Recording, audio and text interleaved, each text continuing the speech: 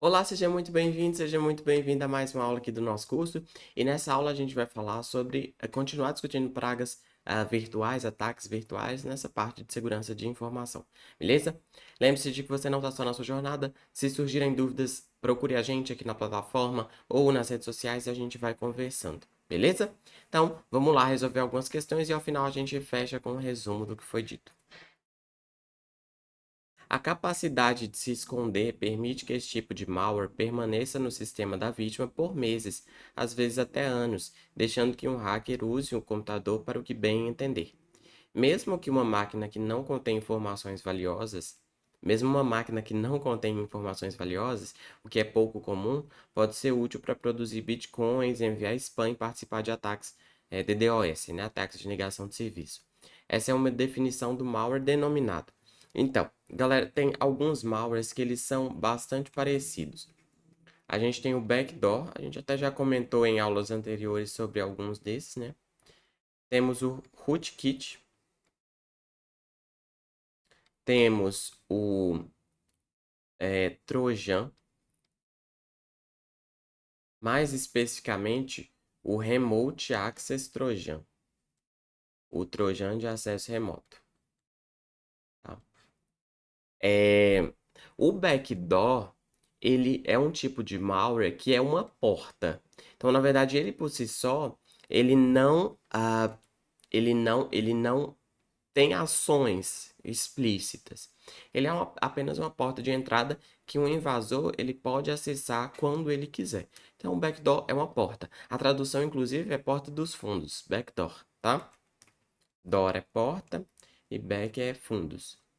O Rootkit também tem um pouco essa pegada, né? Mas esse aqui é um conjunto, é um kit de ferramentas, de técnicas para esconder um invasor ali no sistema e permitir que ele acesse aquele sistema quando ele quiser. Então, permite que o invasor controle uma máquina, né, remotamente, utilizando um conjunto de técnicas.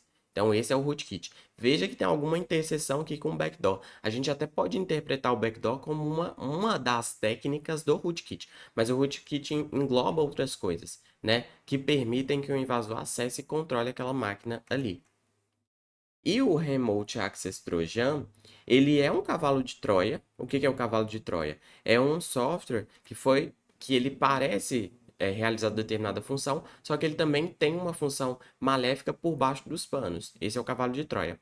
O Remote Access Trojan, ele combina características do backdoor. Então, além dele ser um software que tem uma funcionalidade para o usuário, ele tem essa função por baixo dos panos, que é permitir que o invasor controle aquela máquina ali, acesse aquela máquina ali. Então, é um trojan que permite acesso remoto.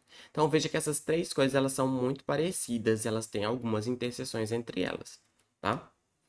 Quando ele está falando de se esconder, permite que o invasor se esconda naquele sistema, e que pode ser útil para produzir bitcoins, né? Porque bitcoins, na verdade, moedas digitais, criptomoedas, elas muitas vezes são mineradas. Então você precisa usar o poder de processamento de uma máquina, de várias máquinas, para produzir bitcoins e outros tipos de moedas também, tá? Criptomoedas. Então, se você controla uma máquina remotamente, você pode utilizá-la para esse fim. Para enviar spam, para enviar aquelas mensagens indesejadas no e-mail, participar de ataques de negação de serviço. Né? Ataque de negação de serviço é aquele que tem um servidor aqui e você vai colocar muitas máquinas para acessarem, para solicitarem páginas desse servidor ao mesmo tempo. Esse servidor não vai aguentar e vai cair, tá? Esse é o ataque de negação de serviço. Mas aqui, quando a gente está falando de se esconder e permitir que esse malware permaneça no sistema, a gente está falando do rootkit. Veja que aqui as outras opções também nem são sensatas, né? O Edward está mais preocupado com propagandas. O spyware, ele é espião, então ele permite que a máquina seja espionada. O keylogger é um tipo de espião, só que armazena teclas digitadas. Key é tecla, tá? Alternativa D.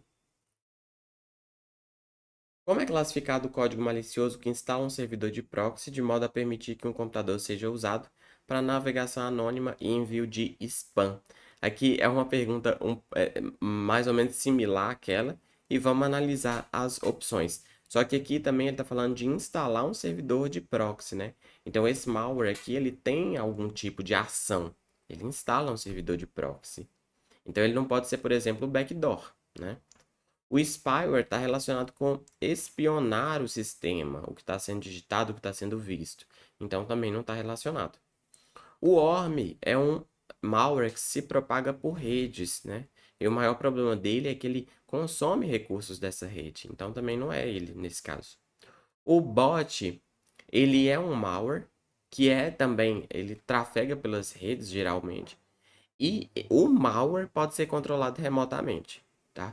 E quando ele infecta uma máquina, a gente chama essa máquina de zumbi. Por quê? Porque essa máquina, de alguma forma, vai estar sob o poder do invasor. Tanto é que o invasor usa uma rede, uma botnet, uma rede de robôs, para realizar ataques, para fazer outras atividades maliciosas. Mas aqui, ele não tem esse papel de instalar um servidor de proxy, né? Então também não é o bot. Agora, o cavalo de Troia é aquele que tem uma funcionalidade, né, para o qual ele foi desenvolvido, mas também tem uma funcionalidade maléfica que não está explícita. Então, quando a gente fala de instalar um servidor de proxy de modo a permitir que um computador seja usado para outras finalidades, né? Então, a gente está se referindo aqui ao cavalo de Troia. Claro que o cavalo de Troia ele pode ser bastante genérico e de diversas formas. Aqui ele foi muito específico no enunciado e citou um exemplo de como pode ser um ataque por cavalo de Troia, né? Ah, mas é um cavalo de Troia, olhando inclusive para as outras opções. Então a alternativa correta é a alternativa B de bola. Assinale a alternativa que apresenta um tipo de código malicioso que permite ao atacante acessar o equipamento remotamente e executar ações como se fosse o usuário. Opa, então que permite acessar o equipamento de forma remota e executar ações como se fosse o usuário. E aqui, mais uma vez, a gente cai nessas diferenças que a gente tem trazido, mas a gente ficaria entre o backdoor e o Remote Access Trojan. Como ele está falando de executar ações como se fosse o usuário, a gente pende mais a marcar a letra E, né? Porque o backdoor, mais uma vez, ele é meio que passivo no sentido de que é uma porta que pode ser usada pelo atacante quando ele quiser. Então ele não tem uma ação específica, ele só serve de porta de entrada mesmo, tá? Então, como a gente está falando de executar ações, a gente está falando de uma coisa mais ativa, que no caso vai ser o RAT, né? O Remote Access Trojan. Lembrando que o botnet é uma rede de bots, o spyware é o espião, o ransomware, ele está relacionado com o conceito de sequestro de dados, sequestro de máquina. O ransomware é aquele que bloqueia uma máquina enquanto você não realizar um pagamento feito normalmente em moeda digital, criptomoeda, você tem aqueles dados bloqueados e se você não fizer o pagamento, você perde os dados, tá? A máquina é destruída. Essa é a ideia. Os dados são destruídos, na verdade, né? Então esse é o ransomware, beleza? É o sequestrador de dados. Também não vem ao caso na questão. A alternativa é. Questão 4. Ataques cibernéticos podem causar graves prejuízos a pessoas e empresas. Recentemente, João recebeu uma mensagem de alerta por e-mail com um pedido para ele atualizar seus dados cadastrais na página do seu internet banking. João não prestou atenção. Opa, então cuidado com essas mensagens por e-mail, né? Tem muita coisa que parece de verdade, mas quando você vai olhar o remetente, ou o conteúdo da mensagem, ou o português da mensagem, você percebe que é problema. E muitos ataques são muito bem feitos, inclusive. João não prestou atenção em quem enviou a mensagem, nem se era um remetente confiável. Clicou no link perigosíssimo, né, do e-mail, que o levou para uma página web réplica do site real, criada por um cybercriminoso. Como a mensagem de e-mail e o website eram muito bem elaborados, João acreditou estar acessando algo verdadeiro e informou sua senha, né? Quando na verdade ele entregou a um criminoso. João foi vítima de um ataque que se chama phishing. Phishing é justamente essa combinação de técnicas e engenharia social para convencer as pessoas a fazer algo que no final vai prejudicá-las. É muito comum receber mensagem de texto no telefone ou mensagem nas redes sociais, ou mesmo também e-mail, falando para você que você ganhou um prêmio, e se você fizer um certo pagamento, ou entrar em contato, ou clicar em um link, você vai receber esse prêmio. E aí, quando você clica no link, você já pode estar acionando algum mecanismo negativo ali para o seu dispositivo. Um ataque que eu caí recentemente e perdi minha conta do Instagram, depois eu tive que recuperá-la. Tem até essa história no YouTube. Eu gravei pra lá também. Que foi o seguinte, na rede social, no Instagram, me mandaram uma mensagem dizendo que eu tinha ganhado uma refeição num restaurante, que era um restaurante conhecido da minha cidade, né? Só que na verdade era uma página cópia do restaurante. E aí eu não parei para perceber isso. E aí eles me conduziram de forma a fornecer minhas credenciais do Instagram. Não foi bem fornecer as credenciais, mas eles me fizeram redefinir a senha e eles redefiniram a senha. E aí eu perdi minha conta por um tempo, mas também logo recuperei.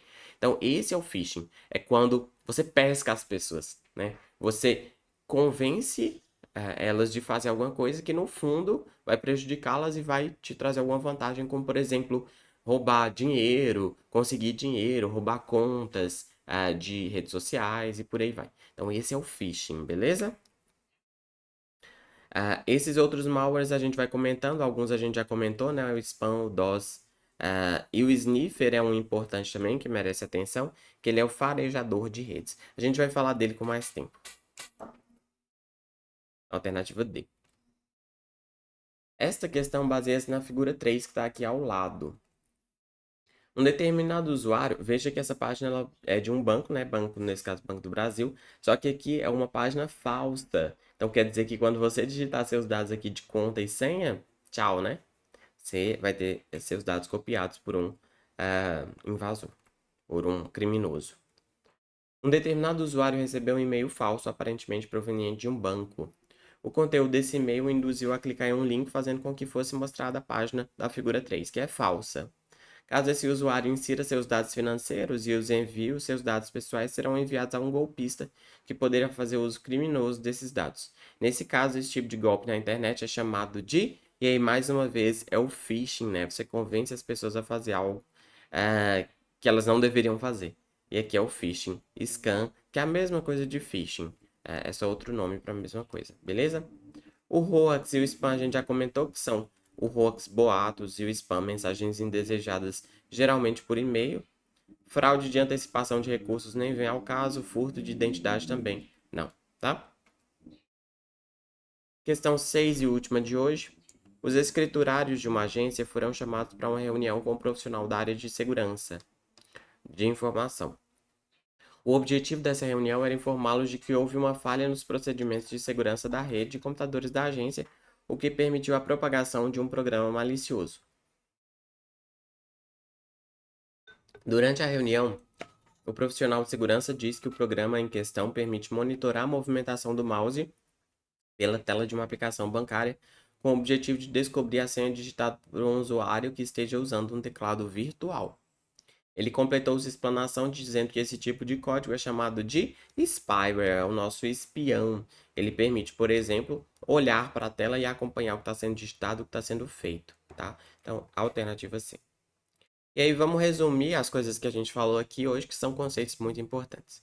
Então, phishing ou phishing scam é o tipo de fraude em que o golpista vai tentar obter informações pessoais, financeiras, né? Ele pode tentar roubar seu dinheiro, como no exemplo lá do banco, combinando meios técnicos e engenharia social. Engenharia social porque o tempo todo esse atacante ele vai tentar te convencer de que o que ele está te pedindo faz sentido. E aí, convencendo, você faz o que ele precisa que seja feito e você tem seus dados roubados. O DOS ou o DDoS, tá? Eles são muito similares. É um ataque que envia muitas solicitações a uma máquina remota que é incapaz de responder esse tipo de solicitação, todas as solicitações, e acaba derrubada. Pensa no seguinte: você tem um site de uma empresa, e aí você coloca várias máquinas para acessarem esse site ao mesmo tempo. Esse site pode não dar conta e cair, tá? Esse é o ataque de negação de serviço. Então, por exemplo, o botnet e outros malwares, eles podem ser usados para o invasor usar vários computadores para fazer esse ataque de negação de serviço. Então, ele vai pedir que todas essas máquinas infectadas acessem uma página ao mesmo tempo. E aí ele derruba essa página. Beleza? O DDoS é porque é distribuído. Você está usando várias máquinas para fazer isso. O sniffer, como eu tinha dito que a gente ia falar, ele é o farejador, pensa num cãozinho. O que ele fica fazendo? Ele fica acompanhando o tráfego na internet e os pacotes que estão trafegando ali. Ou seja, quando, por exemplo, ele é instalado de forma a acompanhar o que uma rede está fazendo, ele pode acompanhar as transações que estão sendo feitas ali, o que as pessoas estão acessando. Então, isso pode ser um problema, né? Pode também ser usado de uma forma legítima, quando, por exemplo, uma empresa acompanha o que os funcionários estão acessando, né? Então ele acompanha o tráfego de rede para um ponto legítimo ali. Mas ele também pode ser usado de forma ilegítima para espionar pessoas, organizações e roubar dados também de alguma forma. É o sniffer, farejador. O vírus, lembrando que vírus no popular a gente fala que é qualquer tipo de malware, mas não é, tá? Ele, mais especificamente, torna-se parte de programas e arquivos. E aí, ele consegue enviar cópias de si mesmo por e-mails e mensagens. O vírus, geralmente, ele é executado quando você executa um programa. Por exemplo, quando você executa um exe, e aí você ativa esse vírus. Ransomware é o sequestro de dados. Então, a máquina é sequestrada.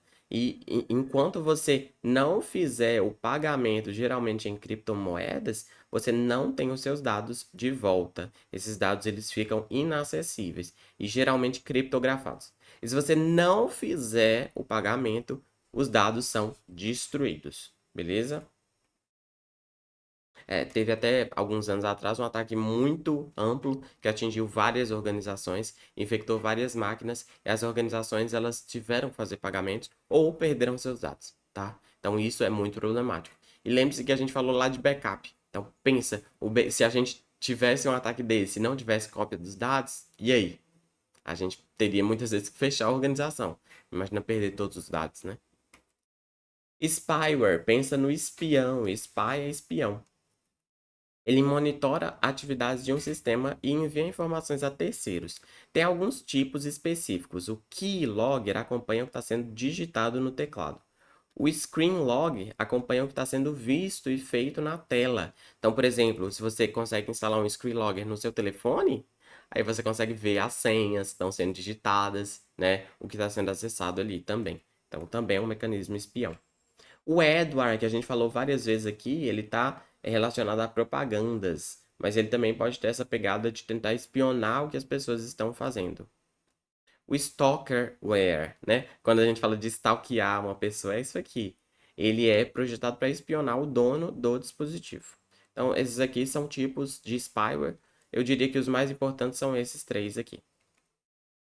O rootkit é um conjunto de programas e técnicas que permite esconder e assegurar a presença de um invasor ou de um código malicioso no dispositivo. Então, o rootkit ele é um conjunto de ferramentas ali que vai permitir um invasor sempre acessar aqueles recursos e sempre controlar, ter sob seu controle aquele dispositivo. Então, é um conjunto, é um kit de técnicas para permitir que o usuário se torne um root, um administrador do sistema de forma escondida. Bot e botnet. O bot é muito similar ao worm, tá? Porque ele possui um mecanismo de comunicação com, aliás, porque ele se propaga por redes. Só que ele possui um mecanismo de comunicação com o invasor e pode ser remotamente controlado. E quando ele infecta uma máquina, ele é um zumbi. Então veja que o worm ele é mais inofensivo no sentido de que não tem muito essa ideia de ser controlado remotamente. Agora o bot tem. O bot pode ser controlado remotamente.